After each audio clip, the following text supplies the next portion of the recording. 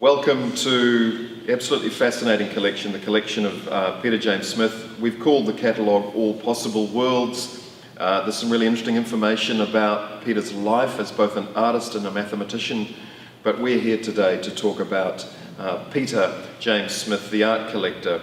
And it's really quite exciting to think that behind me now we really have a summary of Peter's very broad approach in terms of New Zealand, Australian and international art. Here we've got Rosemary Trockle, Gerhard Richter, Tony Orsler, Wolfgang Tillmans, Damien Hirst, Bridget Riley, Michael Parakofi, Ian Scott, Colin McCann, Melinda Harper. What an incredible array and an interesting body of work that is really a metaphor for this collection. All of the works are going to be going to auction this coming Thursday at ART+OBJECT, the 31st of May at 6:30 p.m. And Lee and myself are now going to talk about some of the really fascinating works in this collection.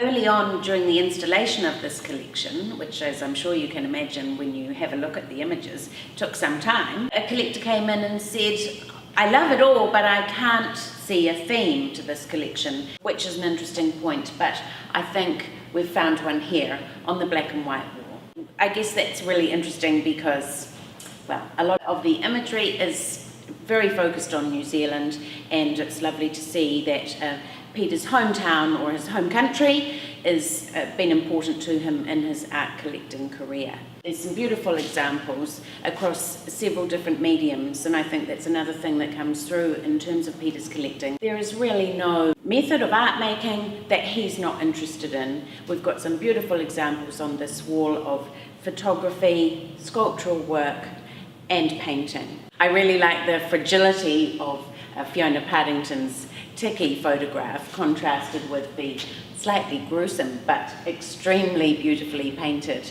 Heather Stracker's head on a plate. Close by the black and white wall and keeping within the theme is a beautiful example of Frances Hugh Pritchard's compass set. This one's called No Name One, and such a fine example of her amazing ability to transform the unknown into something very memorable and remarkable. I think one of the fascinating things about Peter as a collector that he's very much an early adopter, so I think it's a great place to start is this work from 1971, which is one of the very first works that Peter bought from Barry-led Galleries in 1971 when he was a student at Auckland University studying mathematics. Of course, he went on to a quite amazing career, which we've detailed in the catalogue.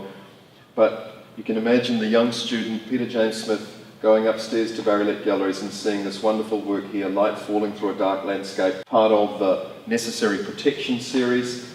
And you can see the headland and the island and the Tau Cross there, and this absolutely wonderful lucid charcoal inscription there, light falling through a dark landscape. A really classic work on paper from McCann from the 1970s. One of the joys of working with a single vendor such as Peter, particularly Peter is a great example because his records are so correct. In my office we've got folders of the original invoices, the gallery notices and other supporting material that related to a particular exhibition where Peter might have acquired a work. And one of the features of this collection is a number of really quite significant New Zealand works that Peter acquired from Melbourne galleries over the last 15 to 20 years. And this Simon Denny work, Close Haircut, is a classic example. We've got a wonderful picture on file, and I think we published in the catalogue, of Peter at this original exhibition at Uplands Gallery in Melbourne in 2008.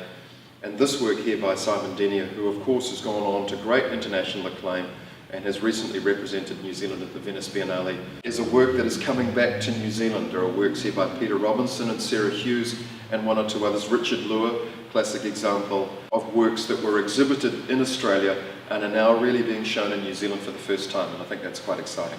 There are a number of works in the catalogue, of course, by Peter James Smith himself, covering really his career as a practicing artist, with over some 70 solo shows in galleries in Australia and New Zealand since the 1970s, and a number of quite significant public gallery shows into which Peter's work has been curated.